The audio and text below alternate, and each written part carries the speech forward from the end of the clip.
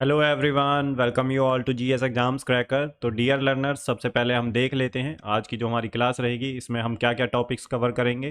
तो देखिए, RRB NTPC का जो आपका ग्रेजुएट लेवल का एग्ज़ाम हुआ है 2025 में, अभी रिसेंटली ही ख़त्म हुआ है। तो उसके सभी शिफ्टों के जीके जीएस के जितने भी क्वेश्चन पूछे गए हैं वो सारे क्वेश्चंस करेंगे हम। इस क्लास में 50 क्वेश्चन रहेंगे आपके, और ये प्रैक्टिस सेट 1 है। तो जिन बच्चों का आरआरबी एनटीपीसी का अंडर ग्रेजुएट का एग्ज़ाम है 2025 में, उसकी डेट्स भी आ गई हैं 7 अगस्त से लेके, और आपका 8 सितंबर तक चलेगा 2025 में। तो उन सब के लिए ये क्लासेस और ये क्वेश्चंस जो है इम्पोर्टेंट हो जाते हैं। तो आप क्वेश्चंस को मेरे साथ लगाइए भाई, और इन्हें रिलीजियसली फॉलो कीजिए। सारे क्वेश्चन मोस्ट इंपॉर्टेंट है, और आपको सॉल्यूशन भी यहीं पे मिलेगा क्वेश्चंस के साथ भी। तो अगर आप एसएससी सीजीएल भी दे रहे हैं या आरआरबी एनटीपीसी अंडर ग्रेजुएट का एग्ज़ाम दे रहे हैं 2025 का ही, तो आपके लिए ये क्लास मोस्ट मोस्ट इंपॉर्टेंट है भाई। इस क्लास को बिल्कुल मिस ना करना। मैं आपसे फिर कह रहा हूँ कि सारे क्वेश्चन इंपॉर्टेंट हैं, क्योंकि इंपॉर्टेंट इसलिए है क्योंकि अभी रिसेंट में एग्ज़ाम हुआ है जो है। आरआरबी एनटीपीसी ही ग्रेजुएट लेवल का हुआ है और आरआरबी एनटीपीसी ही अंडर ग्रेजुएट लेवल का होगा। तो आपको माइंडसेट पता चल जाएगा एग्जामिनर का, और क्वेश्चन काफ़ी ज़्यादा रिपीट होंगे क्योंकि इतनी शिफ्टों में एग्ज़ाम हुआ है। ठीक है। आप कहेंगे सब्जेक्ट वाइज लाना है तो सब्जेक्ट वाइज भी मैं करा दूंगा आपको। ये आप लोगों के लिए सारी मेहनत हो रही है, इसे देखिए, आप इसका फ़ायदा उठाइए और क्वेश्चंस को रिलीजियसली फॉलो कीजिए। इसे प्रैक्टिस सेट की तरह लगाइए। जिन बच्चों ने जो है ग्रेजुएट का एग्ज़ाम नहीं दिया है, तो वो प्रैक्टिस सेट की तरह लगाइए भाई इसे। जिन्होंने दिया है वो प्रैक्टिस करिए। ठीक है। बाकी इसके अलावा एसएससी सीजीएल 2024 के जितने भी क्वेश्चन हैं पीवाईक्यू के 2024 के, वो सारे करा दिए हैं मैंने। क्लासेस उनकी पढ़ी हैं चैनल पे, तो आप देख सकते हैं। लिंक मैं डिस्क्रिप्शन में दे दूंगा अगर आप लोग कहेंगे तो। बाकी टेलीग्राम चैनल पे पीडीएफ भी पढ़ी हैं, साथ के साथ मैं पीडीएफ भी अपलोड कर दूंगा, विद सॉल्यूशन रहेंगे आपकी। ठीक है। तो मैं पिछले 5 साल के क्वेश्चन करा दूंगा, एक भी पीवाईक्यू नहीं छोड़ने वाला। एसएससी सीजीएल का, सीएचएसएल का, एमटीएस का, जितने भी एग्जाम हुए, आरआरबी के जितने भी एग्जाम हुए सबके पीवाईक्यू की टेंशन आप बिल्कुल जीरो कर दीजिए। विद सॉल्यूशन मिलेगा और एग्जैक्ट आंसर मिलेगा, और बिल्कुल 100% एक्यूरेसी के साथ। ठीक है। तो आपको भाई पीडीएफ भी मिलेगी यहीं पे, तो आप प्रैक्टिस करिए बस। तो चलिए स्टार्ट करते हैं। और देखिए, चैनल को सब्सक्राइब कर लीजिए अगर नहीं किया है तो, आने वाली क्लास इसके लिए, नहीं तो आप रह जाएंगे क्लास से वंचित। और आप एक बार क्लास लेके देखिए, अगर आप नए जुड़ रहे हैं हमसे, पुराने बच्चे हैं उन्हें पता है, तो आप क्लासेस को कंप्लीट देखिए और इस सीरीज़ को फॉलो करिए, और चैनल को सब्सक्राइब कर लीजिए आने वाली क्लासेस के लिए। ये था डिस्क्लेमर नए बच्चों के लिए। ठीक है भाई। पुराने बच्चों को सब कुछ पता है। तो चलिए हम पहला क्वेश्चन देख लेते हैं। और आपका कोई दोस्त है तो उसके साथ शेयर करिए। क्लास पसंद आती है तो लाइक करना बिल्कुल ना भूलें। ठीक है। तो देखते हैं अपना पहला क्वेश्चन क्या है भाई। तो हिंदी इंग्लिश दोनों में रहेगी क्लास। हिंदी वाले भी टेंशन ना लें और इंग्लिश वाले भी टेंशन ना लें, बिल्कुल दोनों का ख्याल रखा है और दोनों में ही होगी। तो क्वेश्चन है हमारा पहला, in which year did Bakshi Jagabandhu led Paika rebellion to protest against the British land revenue policy. तो जो बक्सी जगबंधु थे, उन्होंने ब्रिटिश भूमि राजस्व नीति के विरोध में पैका विद्रोह का नेतृत्व किया, वो किस वर्ष में किया था? तो ये आपका आरआरबी एनटीपीसी में जो है ग्रेजुएट लेवल का जो एग्ज़ाम हुआ है उसमें पूछा गया है। तो पहली शिफ्ट में ही आया था ये क्वेश्चन। तो बताइए भाई, कब हुआ था पैका रिबेलियन? अगर आपको ये भी नहीं पता बख्शी जगबंधु, बस आपको ये पता है पैका रिबेलियन, तो तब भी आप इसे सही कर ले जाएंगे, क्योंकि इन्होंने इनडायरेक्टली यही पूछा है पैका रिबेलियन जो है कब हुआ था। तो इसका जो आंसर है, खुद से ट्राई करिए भाई एक बार, कमेंट सेक्शन में अपना आंसर लिखें, और नहीं तो लास्ट में आप अपना स्कोर ज़रूर बताएं। तो इसका जो आंसर है भाई वो है आपका 1817। तो option D is the right answer. तो ये उड़ीसा में हुआ था, और against the British land revenue policies थी, जो ब्रिटिशर्स की लैंड रिवेन्यू पॉलिसीज़ थी उनके अगेंस्ट हुआ था, और उड़ीसा में हुआ था पैका रिबेलियन। और आपसे क्वेश्चन पूछ भी सकता है आने वाले एग्जाम्स में कि जो पैका रिबेलियन है वो उसमें लीडर कौन थे, तो बख्शी जगबंधु थे। ये भी ध्यान रखना है आपको। ठीक है। और भाई कुछ जो हिस्टोरियन है इसे first freedom struggle, India's first freedom struggle जो 1857 से पहले हुए थे उसमें काउंट करते हैं। पर जो हमारा पहला जो इंडियन फ्रीडम स्ट्रगल के लिए जो हुआ था अंग्रेज़ों के विरुद्ध, वो 1857 को मानते हैं हम। ठीक है। बाकी अगर 1857 से पहले की बात करें तो काफ़ी सारे रिवोल्ट हुए थे, ट्राइबल रिवोल्ट भी हुए थे अंग्रेज़ों के खिलाफ। ठीक है। तो इसका आपको ध्यान रखना है, पैका रिबेलियन 1817, और किसने लीड किया था? तो बख्शी जगबंधु ने। नेक्स्ट क्वेश्चन देख लेते हैं। ऐसे ही आगे क्वेश्चन करेंगे, खुद से भी ट्राई करिए भैया आप, खुद से लगाइए जैसे मैं पढ़ रहा हूँ, तो इसके साथ साथ आप खुद से भी आंसर्स देने के ट्राई करिए, ठीक है। What was the overall unemployment rate in India as reported in 6th annual unemployment survey conducted by the Labor Bureau? तो श्रम ब्यूरो द्वारा किए गए छठवें वार्षिक रोजगार बेरोजगारी सर्वेक्षण में भारत की कुल बेरोजगारी दर क्या थी, ये आपको बताना है भाई। ये आपके सामने ऑप्शंस है, तो ट्राई करिए इसका जो है आंसर देने का। तो इसका जो आंसर है वो है भाई आपका 5.4%। तो option A is the right answer. बाकी जो डेटा कलेक्ट किया जाता है वो लेबर ब्यूरो के द्वारा किया जाता है, जो कि आता है ministry of labour and employment के अंडर आता है, ठीक है। Useful in planning employment schemes in policies, जो एम्प्लॉयमेंट स्कीम्स होती हैं और पॉलिसीज़ बनाने में ये डेटा काम आता है। तो मिनिस्ट्री आपको ध्यान रखनी है, ministry of labour and employment, ठीक है। तो ये डेटा इंपॉर्टेंट है, रिपीट हो सकता है। नेक्स्ट क्वेश्चन है हमारा, तो क्वेश्चन नंबर थर्ड है, the 24 degree latitude passes closest to which Indian states capital. तो 24 डिग्री अक्षांश भारत के किस राज्य की राजधानी के सबसे निकट से गुजरता है, तो ये आपको बताना है। ऑप्शन है आपके पटना, भोपाल, रायपुर या दीसपुर। तो ट्राई करिए भाई इसका आंसर। तो आपका जो आंसर है वो है भाई आपका भोपाल। तो जो 24 डिग्री लैटिट्यूड है वो जो है सबसे क्लोजेस्ट है भोपाल के। तो Bhopal is near Tropic of Cancer, जो कि है 23.5 डिग्री जो है नॉर्थ में। तो इंडिया के जो ट्रॉपिक ऑफ कैंसर है उसकी बात कर रहा है, वो सबसे नियर है भोपाल के, जो आपकी सिटीज़ दे रखी हैं। तो ये 23 साढ़े 23 डिग्री नॉर्थ में है, और भोपाल 24 डिग्री के जो है लेटीट्यूड पे है, ठीक है।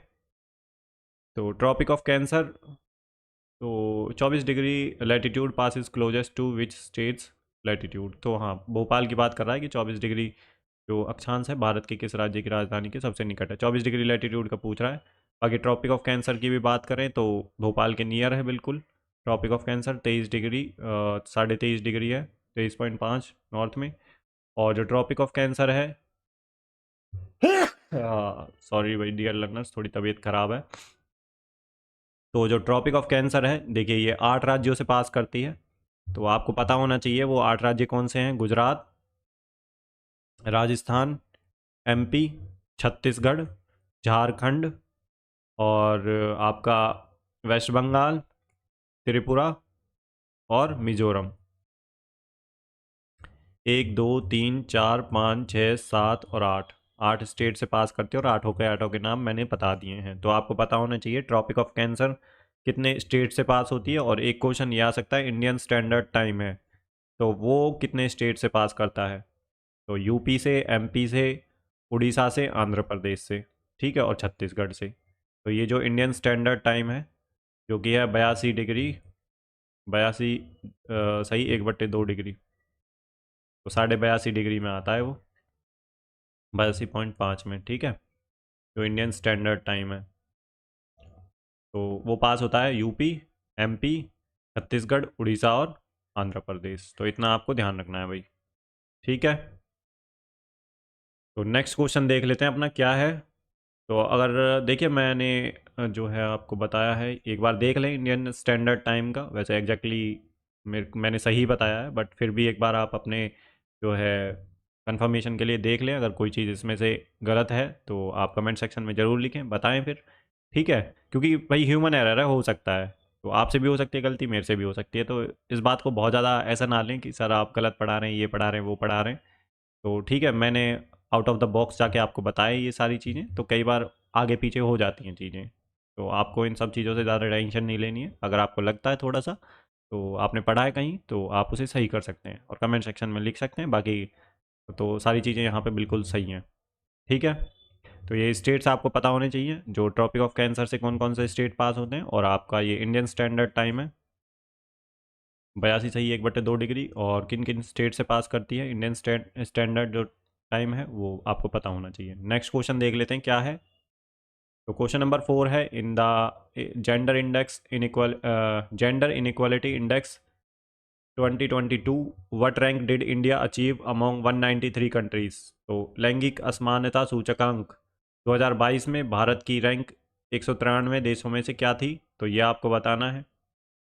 तो ट्राई करिए भाई, इसका आंसर क्या है। तो 2022 में जो जेंडर इनइक्वालिटी इंडेक्स था उसमें इंडिया की रैंक थी 108वीं। जो पब्लिश करता है वो है यूएनडीपी। ठीक है, यूनाइटेड नेशन डेवलपमेंट प्रोग्राम इसकी फुल फॉर्म है। Measured inequality in health, empowerment और लेबर पार्टीशन में। जो मेजर करता है इनइक्वालिटी, हेल्थ में करता है, एम्पावरमेंट में और लेबर पार्टिसिपेशन में। ठीक है, तो इंडिया की रैंक 108वीं थी, पब्लिश किया था यूएनडीपी ने, यूनाइटेड नेशन डेवलपमेंट प्रोग्राम ने। ठीक है, तो नेक्स्ट क्वेश्चन देख लेते हैं क्या है अपना। तो ट्राई करिए भाई क्वेश्चंस को साथ के साथ। ठीक है, तो नेक्स्ट क्वेश्चन है हमारा question number 5। What is the main focus of the Sangam anthologies, Purananuru और Patirruppattu from the Ettuthokai collection.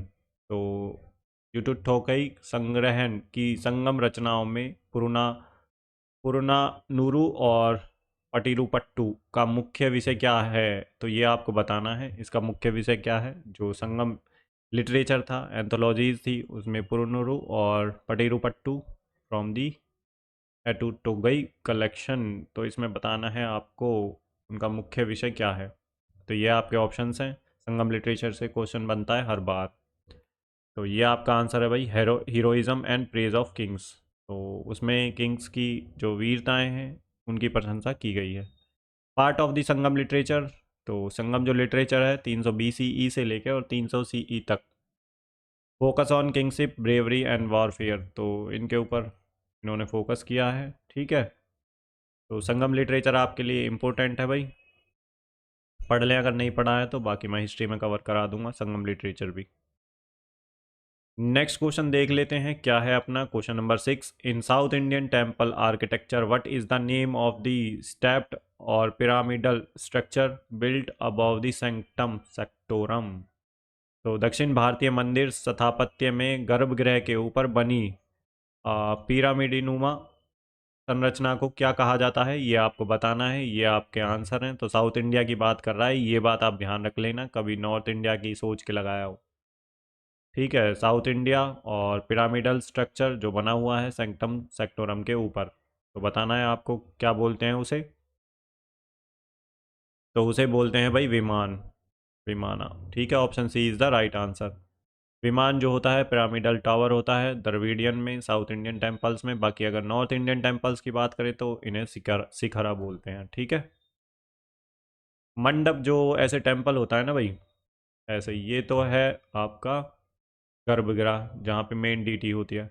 इसके पीछे कुछ ऐसे बने होते हैं ना, ऐसे जो ये होता है जहाँ पे लोग बैठते हैं भजन कीर्तन करते हैं, इसे बोलते हैं मंडप। ठीक है, और जगती जो अप्रेज प्लेटफॉर्म होता है इसे जगती बोलते हैं। नेक्स्ट क्वेश्चन देख लेते हैं क्या है भाई। क्वेश्चन नंबर 7 है the term Bhukti in post Gupta policy refer to. तो गुप्तोत्तरकालीन शासन में भुक्ति शब्द किसे दर्शाता है, तो ये आपको बताना है भुक्ति शब्द का क्या अर्थ है, किसके लिए यूज किया जाता था पोस्ट गुप्ता पॉलिसी में,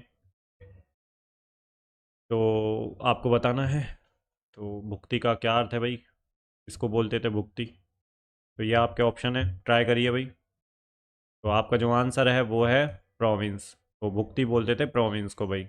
गुप्ता एम्पायर्स एडमिनिस्ट्रेटिव स्ट्रक्चर, भुक्ति जो है प्रोविंस होती है, विषया जो है डिस्ट्रिक्ट को बोलते हैं, और गवर्न करता है उपारिकाई ने। ठीक है, इनका हेड जो होता है। तो भुक्ति प्रोविंस, विषया डिस्ट्रिक्ट, विषया भी आप ध्यान रखें जो डिस्ट्रिक्ट होता है। नेक्स्ट क्वेश्चन है हमारा, from which state to which state do the eastern coastal plains of India extend. तो भारत के पूर्वी तटीय मैदान किस राज्य से किस राज्य तक फैले हैं, तो ये आपको बताना है। भारत के जो पूर्वी तटीय मैदान है किस राज्य से किस राज्य तक फैले हैं, ईस्टर्न कोस्टल प्लेन्स की बात कर रहा है ये। तो ट्राई करिए भाई, ईस्ट में कौन कौन से स्टेट हैं। तो इसका जो आंसर है वो है आपका वेस्ट बंगाल टू तमिलनाडु, क्योंकि ईस्टर्न कोस्ट की बात कर रहा है ये, ईस्टर्न कोस्टल प्लेन्स। तो ये है वेस्ट बंगाल यहाँ पे और तमिलनाडु यहाँ पे, तो यहाँ से यहाँ तक फैले हुए हैं ये।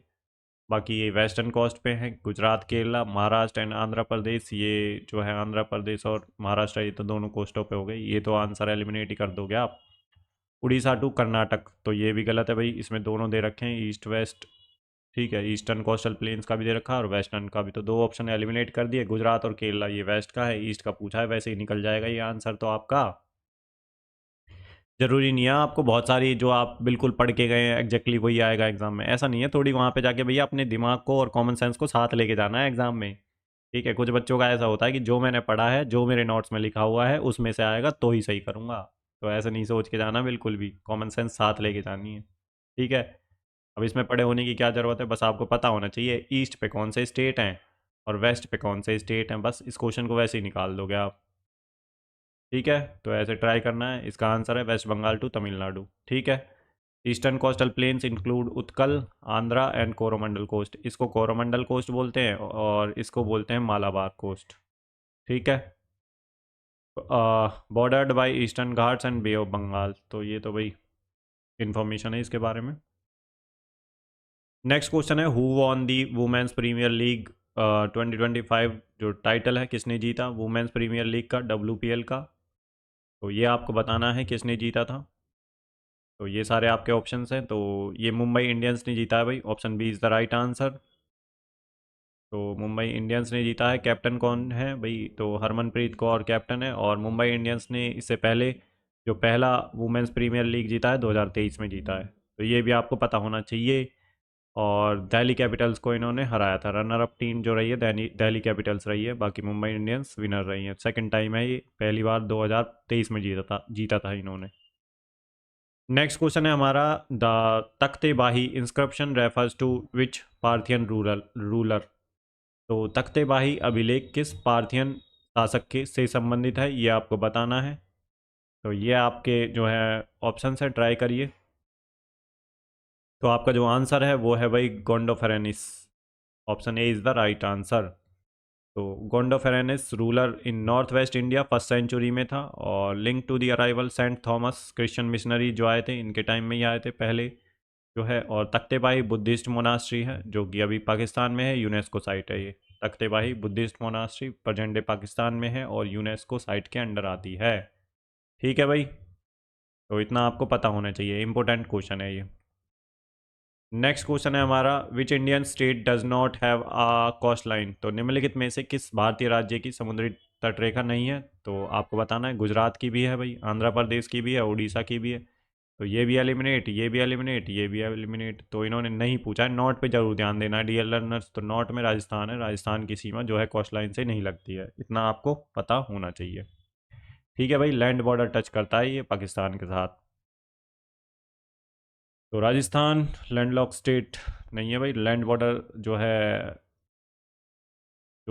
लैंड बॉर्डर शेयर करता है पाकिस्तान के साथ। सी और ओशन में कोई बॉर्डर जो है नहीं लगता इसका। गुजरात लॉन्गेस्ट कोस्ट लाइन है। आंध्र प्रदेश की जो है सेकंड लॉन्गेस्ट कोस्ट लाइन है आंध्र प्रदेश की। और उड़ीसा इसके लिए फेमस है, चिल्का लेक है उड़ीसा में, ये आपको पता होना चाहिए। ठीक है भाई, तो ये इंपॉर्टेंट चीज़ें हैं जो आपके लिए यहाँ पे दी गई हैं, आप पढ़ सकते हैं। इन्फॉर्मेशन बिल्कुल सटीक है, फैक्चुअल है, टू द पॉइंट है।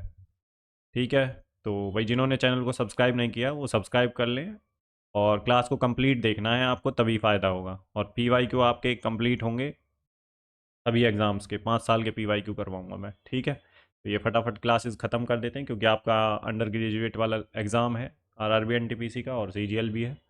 तो जितना जल्दी होगा हमसे हम ख़त्म करवा देंगे। ठीक है, जल्दी से जल्दी जितने भी PYQ हो पाएंगे नहीं, सारे ही करेंगे हम, एक भी नहीं छोड़ने वाले, इतनी गारंटी है भैया आपसे। ठीक है, बाकी आप अपन जो है चैनल को सब्सक्राइब कर लें आने वाली क्लासेस के लिए, और अपने दोस्तों के साथ शेयर करें और लाइक करें अगर क्लासेस पसंद आ रही हैं। ठीक है, और भाई देखिए इन सब के अलावा आपको प्रैक्टिस करनी है मेरे साथ साथ। ठीक है, और लास्ट में अपना स्कोर ज़रूर बताना है।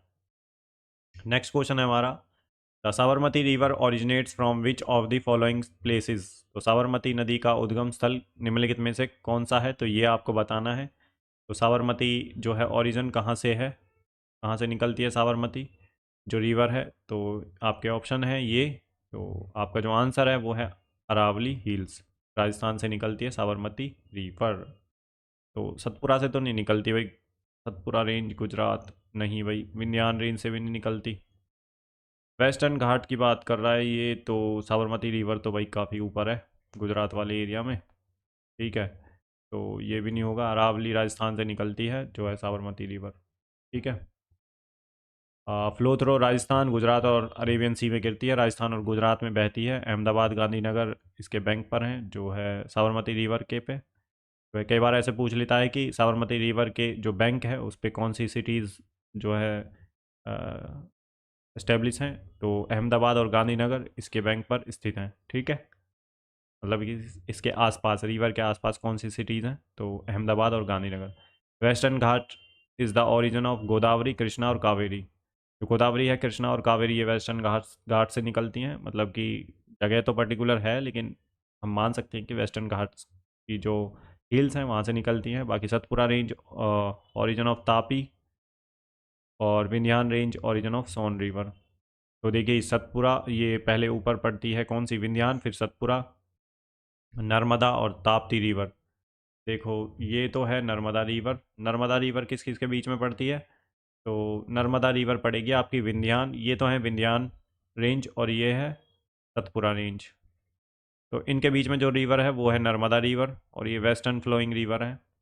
और सतपुरा और जो अजंता रेंज है इनके बीच में पड़ती है ताप्ती रिवर। कई बार क्वेश्चन पूछा गया है जो तापी रिवर है वो किन किन जो है माउंटेन रेंजेस के बीच में है, और कई बार जो है नर्मदा रिवर है वो किन किन जो है माउंटेन रेंज है उनके बीच में है।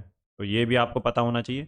बाकी जो विंध्यान रेंज है उसकी जो ईस्टर्न मोस्ट जो है हील्स हैं कौन सी हैं विंध्यान की, तो कैमूर रेंज है ईस्टर्न मोस्ट जो रेंज है। और जो सतपुरा है उसकी ईस्टर्न मोस्ट जो रेंज है वो कौन सी हैं, तो मैकाल रेंज है, मैकाल रेंज। तो ये आपको पता होना चाहिए ज्योग्राफी का।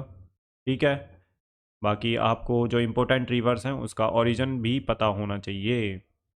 जो इम्पोर्टेंट रिवर्स हैं जैसे गोदावरी, कृष्णा, कावेरी और इंडस और ब्रह्मपुत्रा हो गई, गंगा हो गई, तो इनकी ट्रिब्यूटरीज जो मेजर मेजर रिवर हैं और इनका ओरिजिन ये पता होना चाहिए। तो नेक्स्ट क्वेश्चन देख लेते हैं क्या है। Question number 13, which country assumed the chairmanship of bay of Bengal intergovernmental organisation, तो BOBPIGO इन 2025। तो bay of Bengal intergovernmental organisation जो हुआ है उसकी चेयरमैनशिप किसने की है 2025 में, तो बंगाल की खाड़ी अंतर सरकारी संगठन की अध्यक्षता 2025 में किस देश ने संभाली, तो यह आपको बताना है। तो ये संभाली है भाई आपकी बांग्लादेश ने। Option D is the right answer. तो ये वर्क करता है फिशरीज़ के लिए, मरीन रिसोर्स मैनेजमेंट के लिए, और इसके मेंबर हैं इंडिया, बांग्लादेश, श्रीलंका और Maldives. Bangladesh focus on blue economy and coastal livelihood. Sri Lanka was earlier chair, 2022 में श्रीलंका ने चेयर किया था। इतना आपको पता होना चाहिए इसके बारे में। नेक्स्ट क्वेश्चन है भाई हमारा, which country became the first in Latin America to exit China's Belt and Road Initiative in 2025। तो 2025 में चीन की बेल्ट एंड रोड इनिशिएटिव से बाहर निकलने वाला पहला लेटिन अमेरिकी देश कौन सा बना है, तो ये आपको बताना है। ये हैं आपके ऑप्शन। तो ये जो देश बना है वो है Panama. Option D is the right answer. बाकी BRI China's global connectivity plus infrastructure जो है स्ट्रेटजी है चाइना की, तो पनामा ने ज्वाइन किया था 2017 में और एग्जिट कर लिया 2025 में ड्यू टू डेब्ट इशूज़। श्रीलंका का Hambantota port case is often cited as BRI failure, और Colombia still remain as BRI partner. तो कोलंबिया अभी पार्ट है BRI का। तो ये रिसेंट का क्वेश्चन है भाई, करंट अफेयर्स का क्वेश्चन है ये आपको पता होना चाहिए। Border China's Belt and Road initiative किसका है ये चाइना का है, ये भी आपको पता होना चाहिए। नेक्स्ट क्वेश्चन है, how many countries were evaluated in climate change performance index 2025। तो क्लाइमेट चेंज परफॉर्मेंस इंडेक्स 2025 में कितने देशों का मूल्यांकन किया गया, ये आपको बताना है। तो ये हैं आपके ऑप्शंस, तो ट्राई करिए भाई। तो आपका जो आंसर है वो है 63। तो option D is the right answer. Publish कौन करता है इसे, तो जर्मन वॉच पब्लिश करता है, German watch, can and new climate institute. India consistently top 10 performer है, और पैरामीटर्स हैं green house gas emission, energy use और रिन्यूएबल एनर्जी और पॉलिसी। चाइना, USA और रसिया ये बॉटम पे हैं भाई इसमें। जो क्लाइमेट चेंज परफॉर्मेंस इंडेक्स है। नेक्स्ट क्वेश्चन देख लेते हैं हमारा क्या है भाई।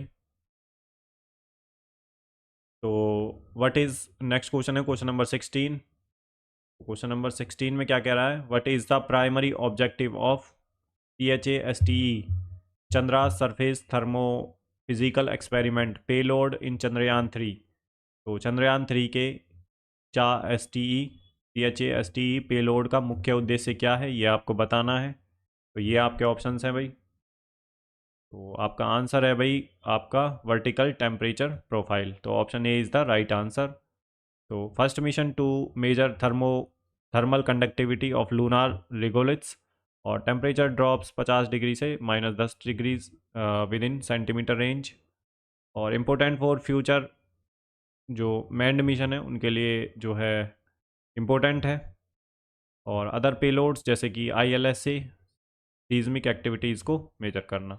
ठीक है, तो इतना आपको पता होना चाहिए जो पेलोड है उसका जो है मुख्य उद्देश्य क्या है, वर्टिकल टेम्परेचर प्रोफाइल। ठीक है भाई, तो नेक्स्ट क्वेश्चन देख लेते हैं। तो मिशंस के बारे में आपको पढ़ के जाना है जो भी इसरो के नए नए मिशन हैं। नेक्स्ट क्वेश्चन है, which article of the directive principles of state policy was added by 97th amendment act. तो राज्य के नीति निर्देशक सिद्धांतों में 97वें संशोधन द्वारा कौन सा अनुच्छेद जोड़ा गया है, ये आपको बताना है। तो ये आपका जो है ऑप्शन है, तो आपका जो आंसर है वो है 43B। Option B is the right answer. तो ये जो आपका 97th जो कॉन्स्टिट्यूशनल जो है अमेंडमेंट हुआ था 2011 में हुआ था, ये 97th कॉन्स्टिट्यूशनल अमेंडमेंट। और इसमें पार्ट बी को ऐड किया गया था जो कि है कोऑपरेटिव सोसाइटीज़। 43B के से डील करता है, तो टू प्रमोट कोऑपरेटिव सोसाइटीज़। और 97th जो अमेंडमेंट हुआ था 2011 में हुआ था और पार्ट 9B को ऐड किया गया था। बाकी आर्टिकल 39A जो है वो फिर इलीगल एड से संबंधित है और आर्टिकल 48A एनवायरमेंट प्रोटेक्शन से संबंधित है। इतना आपको पता होना चाहिए भाई। ठीक है, नेक्स्ट क्वेश्चन है आपका। तो हु फाउंडेड, क्वेश्चन नंबर 18 है, who founded Vedanta College in Calcutta to promote Indian and western learning together. तो कलकत्ता में भारतीय और पाश्चात्य पाश्चात्य शिक्षा के मेले के लिए वेदांत कॉलेज किसने स्थापित किया, तो यह आपको बताना है किसने स्थापित किया भाई। तो वेदांता कॉलेज की स्थापना कलकत्ता में किसने की, बस इतना पता होना चाहिए आपको। तो ये की है भाई राजा राम मोहन रॉय ने। तो राम मोहन रॉय ने की है भाई। तो option A is the right answer. तो 1825 में करी थी ये जो वेदांता कॉलेज की स्थापना कलकत्ता में। और राजा राम मोहन राय के जो है उन्हें बोलते हैं फादर ऑफ इंडियन रेनेसा। भारतीय पुनर्जागरण के जो फादर हैं वो राजा राम मोहन राय हैं। और उन्होंने आत्मीय सभा की स्थापना करी 1815 जो है इसमें ही करी थी। और ब्रह्मो समाज की स्थापना करी थी 1828 में। ठीक है, 1828 में। तो इतना आपको ध्यान रखना है। यह आत्मीय सभा कहीं कहीं पे 1814 दे रखा है, तो इस चीज़ का थोड़ा ध्यान रखें भाई। ठीक है, तो नेक्स्ट क्वेश्चन देख लेते हैं भाई क्या है। Who on the Women's Premier League title 2024-2025 का जो टाइटल है वुमेन्स प्रीमियर लीग का, ये क्वेश्चन शायद आ चुका है। तो इसका जो आंसर है वो है वुमेन्स इंडियन। इन्होंने जीता था जो है Mumbai Indians, sorry women's Indian नहीं, मुंबई इंडियंस है। तो वुमेन्स प्रीमियर लीग का जो टाइटल है 2025 का इन्होंने ही जीता था। तो ये आपको पता होना चाहिए भाई। ठीक है, दिल्ली कैपिटल्स को हराया था इन्होंने और 2023 में पहला था और ऑर्गेनाइज करवाया BCCI ने। नेक्स्ट क्वेश्चन है तख्तेबाही, ये भी क्वेश्चन रिपीट है। Inscription to which Parthian ruler जो था, विच पार्थियन रूलर, तो गोंडोफेरेनिस है भाई इसका आंसर। तो तख्तेबाही कहाँ पे है, तो ये है आपका पाकिस्तान में, यूनेस्को साइट है। गोंडोफेरेनिस जो है पार्थियन रूलर हैं और ruled north west India during first century CE। Mention the Christian text Saint Thomas के बारे में उसी टाइम पे थे। और Menander was the Greek king become Buddhist Milinda Panha. तो जो मनिंदर था वो ग्रीक की जो है इंडो ग्रीक्स जो आए थे उसका किंग था। और नागसेना जो है बुद्धिस्ट मॉन्क थे जिन्होंने जो है मनिंदर से काफ़ी ज़्यादा बुद्धिज़्म के बारे में बात हुई थी, बाद में इन्होंने बुद्धिज़्म को अपना लिया। और इनकी जो कन्वर्सेशन थी जो है नागसेना और मनिंदर की जो है उसको बोलते हैं मिलिंदपनो, ठीक है। बाकी रुद्रदमन इशूड जूनागढ़ इंस्क्रिप्शन, जो जूनागढ़ जो इंस्क्रिप्शन है वो रुद्रदमन से संबंधित है, इतना आपको ध्यान रखना है, ठीक है। अर्लीस्ट संस्कृत इंस्क्रिप्शन है ये। तो नेक्स्ट क्वेश्चन देख लेते हैं। तो चलो, इस क्वेश्चन में काफ़ी ज़्यादा आपको इन्फॉर्मेशन भी मिल गई। नेक्स्ट क्वेश्चन है 21, विच of the following is an example of a chemical change. तो निम्नलिखित में से कौन सा रासायनिक परिवर्तन का उदाहरण है, ये आपको बताना है।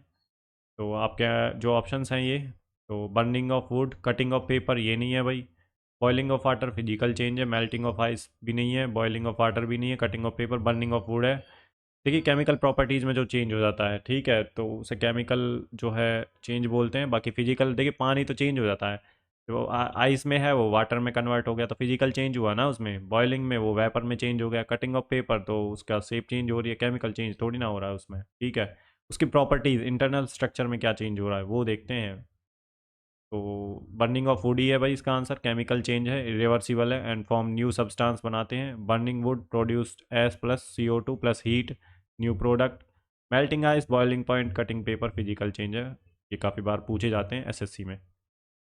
नेक्स्ट जो हमारा क्वेश्चन है वो है, what does the term bhukti means in ancient Indian administration. तो प्राचीन प्राचीन भारतीय प्रशासन में भुक्ति शब्द का क्या अर्थ है, ये आपको बताना है। तो ये आपके ऑप्शन है। तो प्रोविंस, भुक्ति जो है प्रोविंस को भुक्ति बोलते थे। और यूज ड्यूरिंग गुप्ता पीरियड, भुक्ति जो है प्रोविंस, हेड बाई, हेड किसके द्वारा की जाती थी, तो उपारिका इसे हेड करता था। बिलो भुक्ति विषयाज होते थे, जिन्हें डिस्ट्रिक्ट जो हैं वो विषयाज बोलते थे डिस्ट्रिक्ट्स को। और उसके नीचे होते थे ग्रामा, village. Bhukti frequently asked in UPSC NTPC, और काफ़ी बार पूछा जाता है ये क्वेश्चन। नेक्स्ट क्वेश्चन है हमारा, who was the founder of Brahmo Samaj. तो ब्रह्मो समाज की स्थापना किसने की थी। तो ये राजा राम मोहन रॉय जी ने की थी भाई, ब्रह्मो समाज की स्थापना। तो option C is the right answer. और कब करी थी, 1828 में कलकत्ता में। इन्होंने अपोज किया था सती प्रथा को, आइडल वर्शिप को, एंड प्रमोट किया था monotheism and reforms. Keshav Chandra Sen इन्होंने ज्वाइन करी थी जो ब्रह्मो समाज है, बाद में स्प्लिट हो गए थे आदि ब्रह्मो समाज और ब्रह्मो समाज ऑफ इंडिया में। नेक्स्ट क्वेश्चन है जो हमारा वो है question number 24, in which year was the non cooperation movement launched by Mahatma Gandhi. तो महात्मा गांधी द्वारा असहयोग आंदोलन किस वर्ष शुरू किया गया, ये आपको बताना है। कब शुरू किया गया भाई नॉन कॉरपोरेशन मूवमेंट। तो ये स्टार्ट किया गया भाई 1920 में। तो स्टार्टेड आफ्टर डलियावाला बाग जो मैसेकर हुआ था 1919 में, उसके बाद ये स्टार्ट किया गया था। स्लोगन दिया था non violent non corporation. Suspended after चोरा चोरी जो इंसिडेंट हुआ था 1922 में, उसके बाद गांधी जी ने इसे वापस ले लिया था, जो नॉन कॉरपोरेशन मूवमेंट है। 1917 में चंपारण सत्याग्रह हुआ और 1919 में रोलेट जो सत्याग्रह है वो हुआ, ठीक है। इनकी डेट्स आपको याद रखनी है, जो ईयर्स हैं। कई बार कन्फ्यूजन होता है बच्चों को इसमें। तो नेक्स्ट क्वेश्चन है, what is the full form of UNESCO. तो यूनेस्को का पूर्ण रूप क्या है, तो ये आपको बताना है।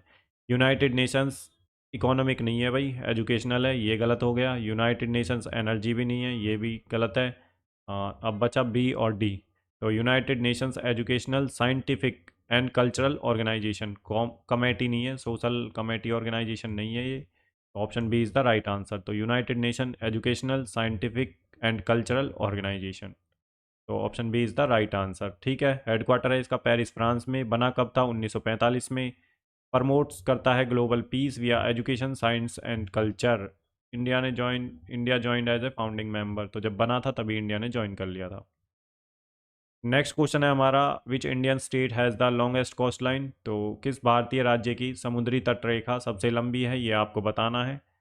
तो भाई गुजरात की सबसे लंबी है, आपने कई बार पढ़ लिया है ये क्वेश्चन। तो 1600 के आसपास है, लॉन्गेस्ट है। और तमिलनाडु की सेकंड लॉन्गेस्ट है, और फिर उसके बाद आंध्र प्रदेश की है, फिर महाराष्ट्र की है। काफ़ी बार ये क्वेश्चन पूछा जाता है कोस्ट लाइन से रिलेटेड, तो भाई इसको याद रखें। नेक्स्ट क्वेश्चन है, where is the Indian National Defence University being set up. तो भारतीय राष्ट्रीय रक्षा विश्वविद्यालय कहाँ स्थित है, कहाँ स्थापित किया जा रहा है, तो ये आपको बताना है। तो ये बिनोला हरियाणा में स्थापित किया जा रहा है भाई। Option D is the right answer, जो कि है गुरुग्राम में। तो first Indian National Defence University है और लोकेटेड है नियर गुरुग्राम इन हरियाणा। तो aim to integrate civil military knowledge. Next question है हमारा 28, what was the rank of India in Global hunger Index GHI 2024 में। तो वैश्विक भूख सूचकांक 2024 में भारत का स्थान क्या था, ये आपको बताना है भाई। ये आपके सामने ऑप्शंस हैं।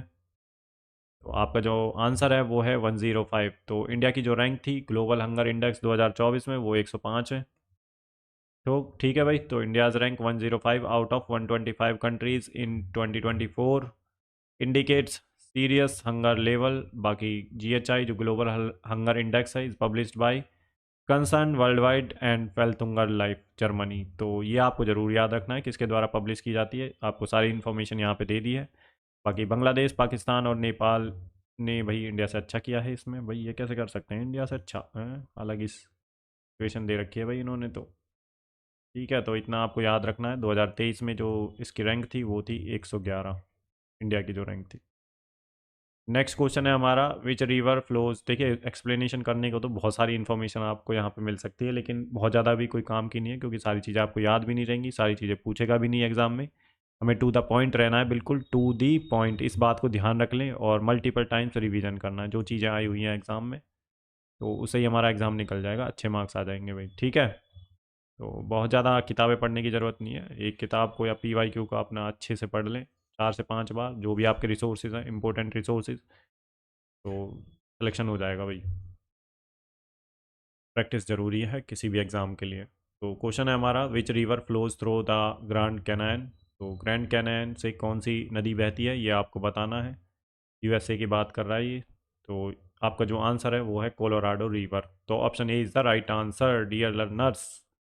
Carved out to the carved out the Grand Canyon Arizona USA में। बाकी अमेजन लार्जेस्ट वॉल्यूम में लार्जेस्ट है, साउथ अमेरिका की रिवर है। ठीक है, और मिसिसिपी मसूरी जो है लॉन्गेस्ट रिवर है USA में, और not related to Grand Canyon से रिलेटेड नहीं है। बाकी ये मिसिसिपी और मसूरी जो है USA की लॉन्गेस्ट रिवर्स हैं और बर्ड फुट डेल्टा बनाती हैं ये, डेल्टा। ठीक है, इतना आपको पता होना चाहिए। नेक्स्ट क्वेश्चन है हमारा, तो question number 30, who is the author of We the People. तो वी द पीपल पुस्तक के लेखक कौन है ये आपको बताना है। ये आपके ऑप्शन है भाई, ट्राई करिए इस क्वेश्चन को। तो ये है नानी पालकीवाला। तो option A is the right answer. तो book discuss about constitution democracy and rights in India. तो Palkhivala was the famous jurist and constitutional expert. और डॉक्टर राजेंद्र प्रसाद ने लिखी है इंडिया अनडिवाइडेड। तो ये भी आपको याद रखनी है भाई। नेक्स्ट क्वेश्चन है हमारा, question number 31, which mountain pass connect Srinagar to Leh.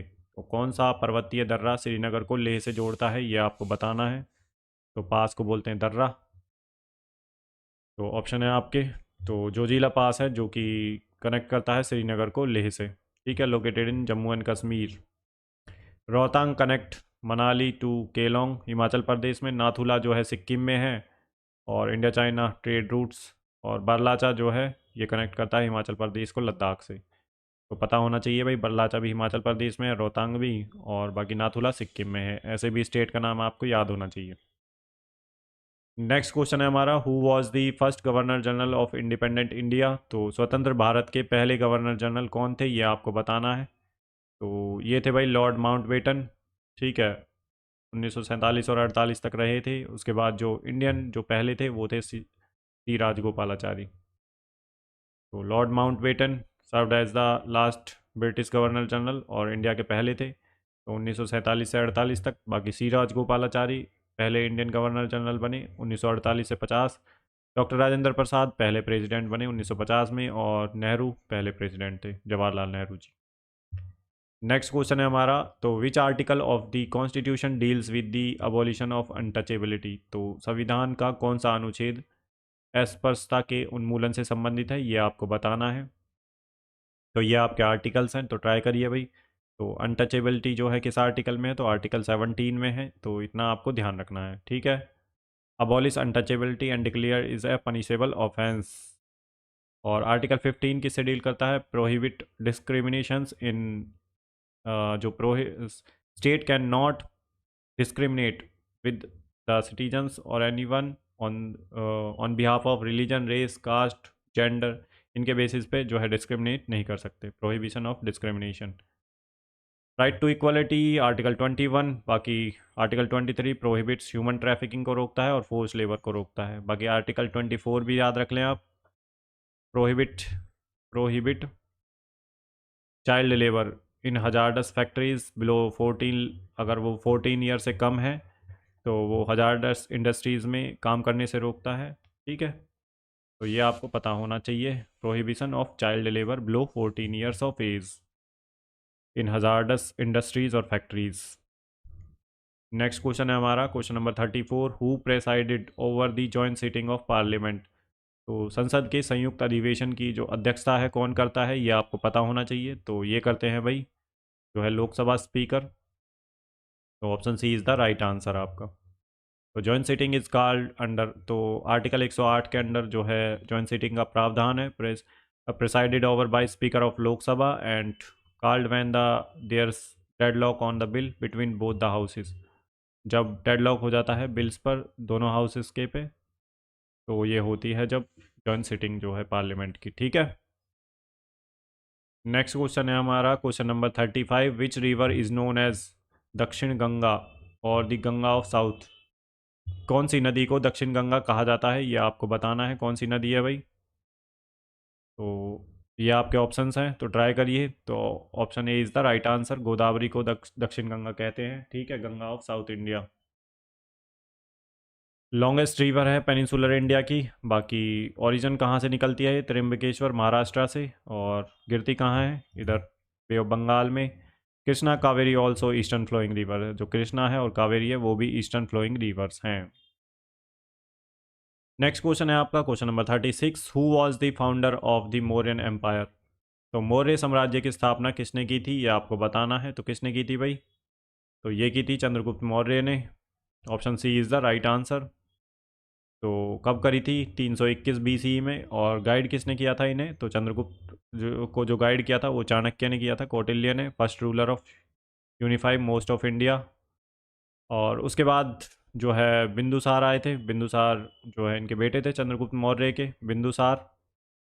और बिंदुसार के बेटे थे अशोका। अशोका ने एक्सपेंड किया एम्पायर को। और देखिए जो बिंबिसार थे ये जो है हरियंका डायनेस्टी से बिलोंग करते थे। ठीक है, मौर्यन डायनेस्टी से नहीं थे ये, जो है बिंबिसार। ठीक है, और इनके बेटे थे अजातशत्रु। अजातशत्रु जिनके टाइम में पहली फर्स्ट बुद्धिस्ट काउंसिल हुई थी, इतना आपको ध्यान रखना है। ठीक है, राजगिरा में, राजगिरा। ठीक है, नेक्स्ट क्वेश्चन है हमारा तो question number 37। When is world environment day celebrated. तो विश्व पर्यावरण दिवस कब मनाया जाता है, तो ये आपको बताना है। व्हेन जो है वर्ल्ड एनवायरनमेंट डे सेलिब्रेटेड, तो कब मनाया जाता है वर्ल्ड एनवायरनमेंट डे। तो ये एक अच्छा क्वेश्चन है, इसकी थीम पता होनी चाहिए आपको, और वर्ल्ड एनवायरनमेंट डे कब मनाया जाता है ये भी पता होना चाहिए। तो इसका जो आंसर है वो है भाई 5 जून को।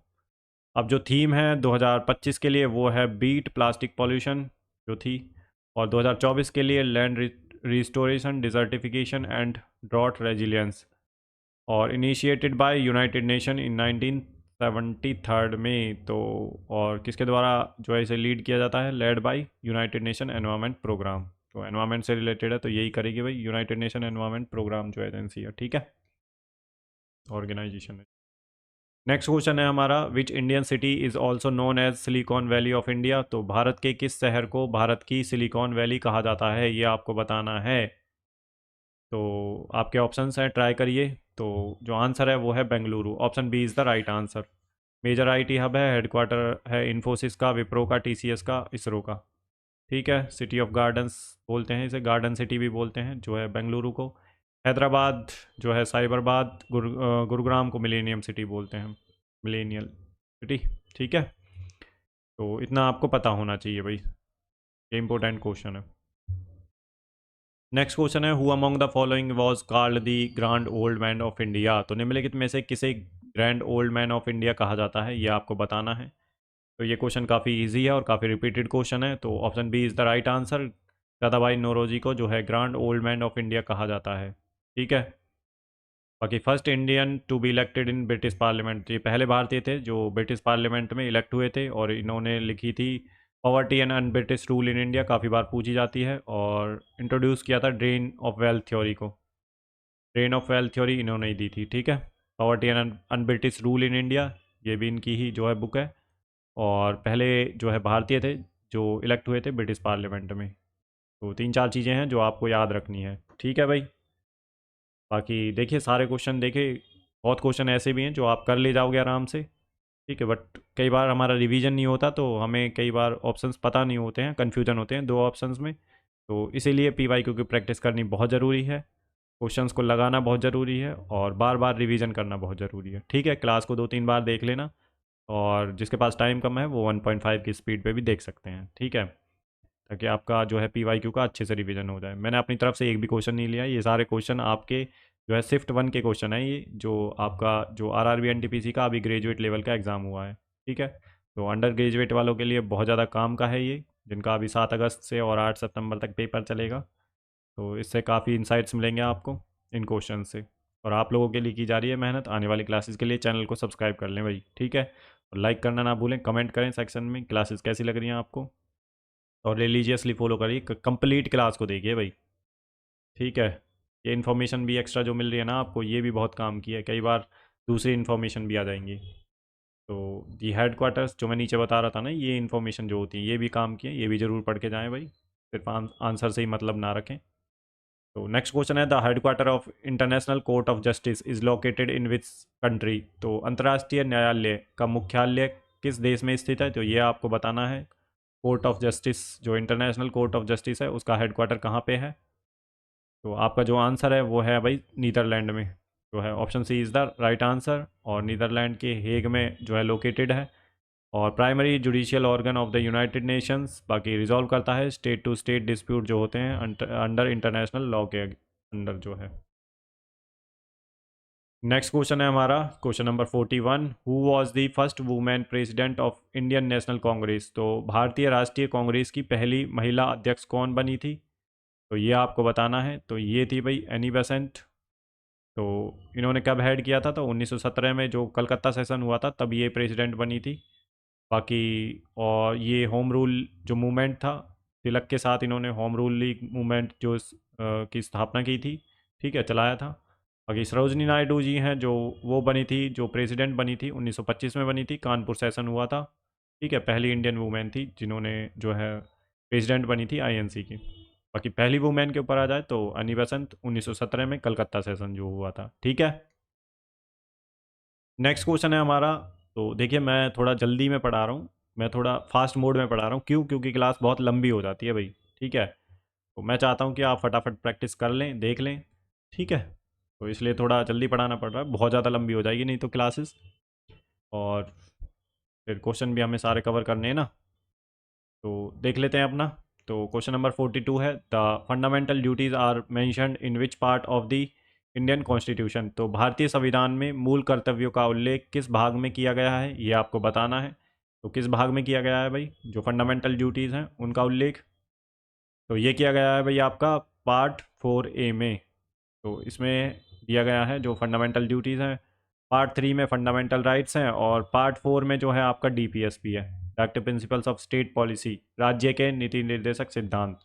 फंडामेंटल राइट्स मौलिक अधिकार, और फंडामेंटल ड्यूटीज़ जिन्हें मूल कर्तव्य बोलते हैं, मौलिक कर्तव्य, वो दे रखे हैं पार्ट 4A में। पार्ट 5 में है जो है आपका यूनियन से रिलेटेड है, यूनियन के जो भी चीज़ें हैं, जैसे कि आपकी एग्जीक्यूटिव होगी और पार्लियामेंट होगी, और लेजिस्लेटिव होगी, जुडिशियरी होगी, ये सब दे रखे हैं पार्ट 5 में। ठीक है, पार्ट 6 जो है स्टेट से डील करता है। तो इतना आपको पता होना चाहिए। पार्ट 4A जो है आपका फंडामेंटल ड्यूटीज़ हैं। ठीक है, मौलिक कर्तव्य जिन्हें बोलते हैं। और ये कब ऐड करे गए थे, तो 42nd जो आपका कॉन्स्टिट्यूशन अमेंडमेंट हुआ था हमारे कॉन्स्टिट्यूशन में 1976 में, तब ये ऐड करी गई थी। और एक ही आर्टिकल है इस पार्ट में, 51A, और 11 फंडामेंटल ड्यूटी हैं। और यूएसएसआर का जो कॉन्स्टिट्यूशन था उससे इंस्पायर्ड होकर हमने फंडामेंटल ड्यूटीज़ को इंक्लूड करा है। और 11th जो फंडामेंटल ड्यूटी है वो कब ऐड करी गई थी, ये भी कई बार पूछ लेता है, 86th कॉन्स्टिट्यूशन अमेंडमेंट एक्ट 2002 में। और जो फंडामेंटल ड्यूटीज़ जो आई हैं कॉन्स्टिट्यूशन में, जो ली गई हैं, किसकी रिकमेंडेशन, कौन सी कमेटी है वो जिसकी रिकमेंडेशन पे जो है हमने फंडामेंटल ड्यूटीज़ को इंक्लूड करा है, तो वो है स्वर्ण सिंह कमेटी, स्वर्ण सिंह कमेटी। ठीक है, स्पेलिंग पे ज़्यादा ध्यान नहीं देना, जो मैं बोल रहा हूँ उस पर ध्यान दें और पॉइंट को नोट करते जाएं। तो इतना आपको ध्यान रखना है फंडामेंटल ड्यूटीज़ के बारे में, और ड्यूटीज़ का आपको पता होना चाहिए 1 टू लास्ट, जितनी भी ड्यूटीज़ हैं 11 के 11 आपको नंबर समेत याद होनी चाहिए। क्वेश्चन पूछ रहा है एग्जामिनर, ठीक है, नंबरिंग भी पूछ रहा है अब तो विच ऑफ, नेक्स्ट क्वेश्चन है हमारा 43, which of the following book was written by Abul Fazal. तो निम्नलिखित में से कौन सी जो पुस्तक है अबुल फजल द्वारा लिखी गई थी, तो ये आपको बताना है। तो ये आपके ऑप्शंस हैं। तो जो है अकबरनामा इन्होंने ही लिखी थी, अबुल फजल ने, अकबरनामा। तो अबुल फजल वॉज अकबर कोर्ट हिस्टोरियन था ये अकबर का। और Akbarnama officially biography of Akbar. और वॉल्यूम 3 है जो अकबरनामा का, वो है आइन ए अकबरी। और बाबरनामा रिटन बाय बाबर, बाबर ने खुद ने लिखी थी, ऑटोबायोग्राफी है बाबरनामा तुर्किश में। ठीक है, नेक्स्ट क्वेश्चन है हमारा question number 44, which Indian leader coined the term Swaraj is my birth right and I shall have it. तो स्वराज मेरा जन्मसिद्ध अधिकार है और मैं इसे लेकर रहूंगा, यह नारा किसने दिया था, तो ये आपको बताना है। तो ये दिया था भाई बाल गंगाधर तिलक जी ने। Option B is the right answer. Known as Lokmanya Tilak भी बोलते हैं, फादर ऑफ असर्टिव नेशनलिज्म। और इन्होंने स्टार्ट किया था केसरी और मराठी न्यूज़पेपर, ये याद रखना है, ये पूछा जाता है कई बार। नेक्स्ट क्वेश्चन है हमारा question number 45, what is the main component of biogas. तो बायोगैस का मुख्य घटक क्या होता है, ये आपको बताना है। तो आपका जो ऑप्शन है option B is the right answer. ठीक है, मुख्य घटक है मीथेन।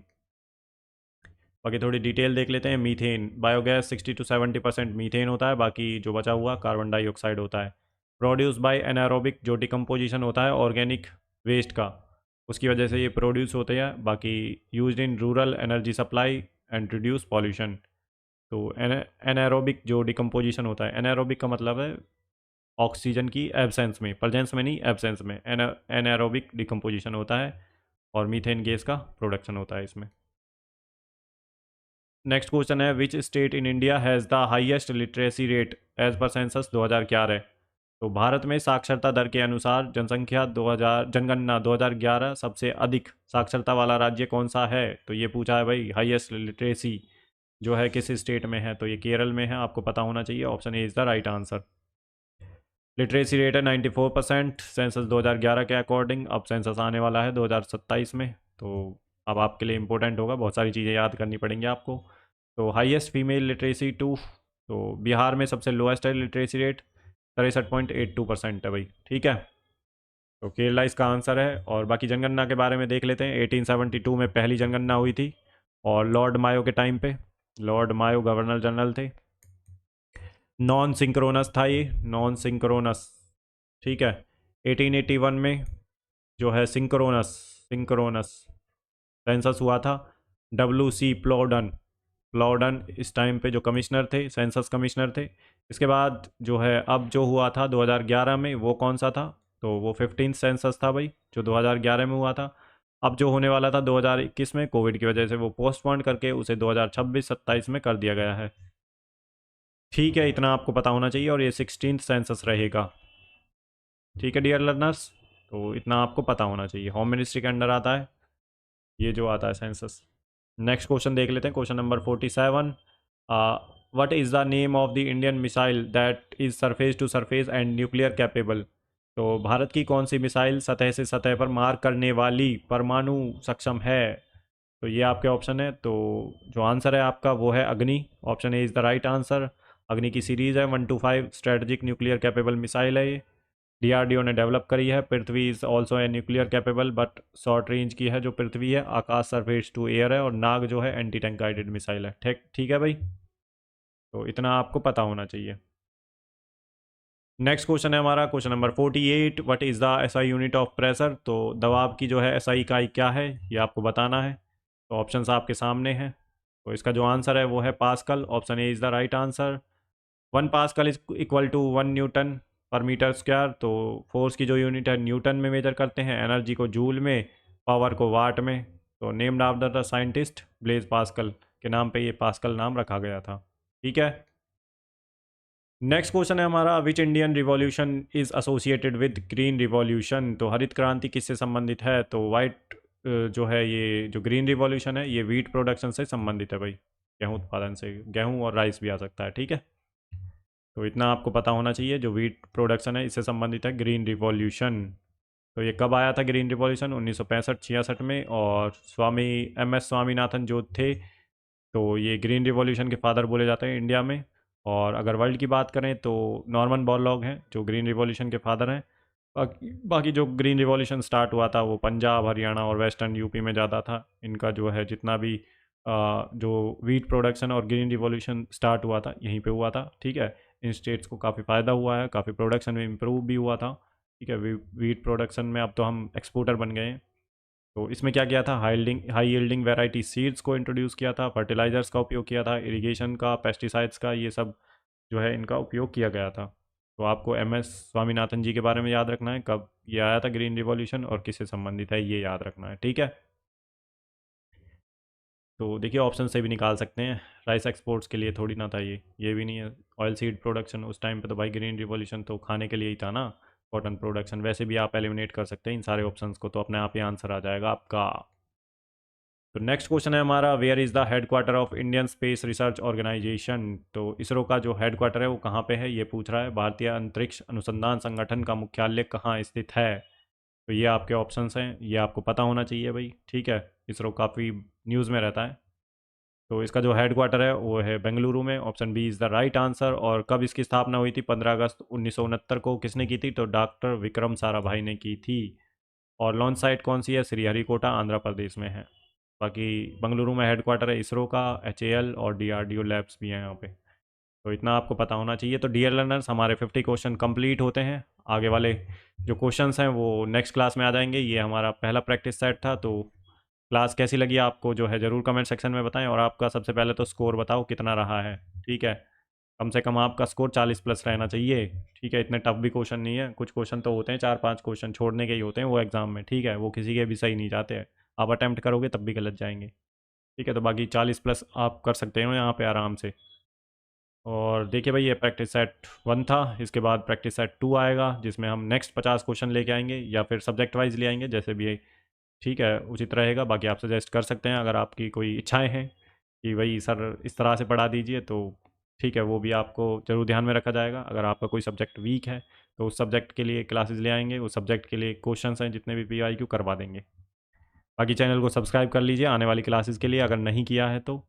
और जो पिछली क्लासेस हैं SSC CGL की जो 2024 का है उसकी भी मैं लिंक डिस्क्रिप्शन में दे दूंगा, या फिर एक जो है प्लेलिस्ट बना दूंगा मैं, ठीक है। जैसे आप कहेंगे वो हो जाएगा, चिंता ना करें आप। बाकी सब्सक्राइब करें चैनल को और सब्सक्राइब शेयर करें अपने दोस्तों के साथ। क्लास कैसी लगी वो ज़रूर आपको बताना है कमेंट सेक्शन में। और अगर अच्छी लगी है तो लाइक करना बिल्कुल ना भूलें। और जो आपके नोट्स हैं, जो PDF है, वो आपके टेलीग्राम चैनल पे मिल जाएगी। टेलीग्राम का लिंक मैं डिस्क्रिप्शन में दे दूँगा, ठीक है भाई। तो आपका ज़्यादा टाइम ना वेस्ट करते हुए यहीं पर हम अपनी क्लास को समाप्त करते हैं। मिलते हैं नेक्स्ट क्लास में, तब तक के लिए अपना ध्यान रखिए। गुड बाय, जय हिंद।